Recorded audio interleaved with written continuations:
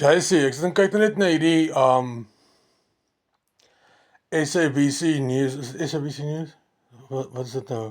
Ja, wag. Een van hierdie Newsroom Afrika,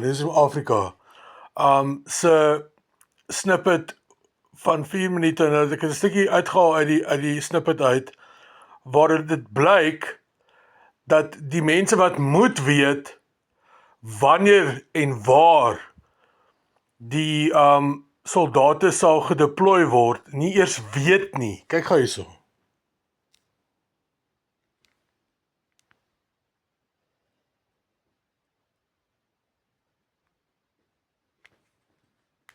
Other members questioned how a deployment that reportedly began on the 1st of March has yet to be seen on the ground. We are walking out of this meeting, the second meeting this week today.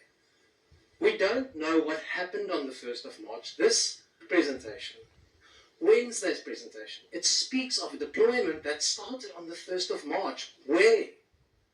The other question I asked was about the criteria. We read of the deployment successes in Gauteng. We also know that you've now gone to the Free State. But where is the information? Where are the letters? Sien jy, hulle vra waar die soldate gedeploy is. Hulle is onderstel om te weet, hulle weet nie eers nie, en dit was al van die 1 Maart af onderstel om te begin gebeur. Nou, hulle sê ook dit hou aan tot volgende jaar Maart, die 31ste Maart 2027, maar dit is veronderstel om die 1 Maart te begin.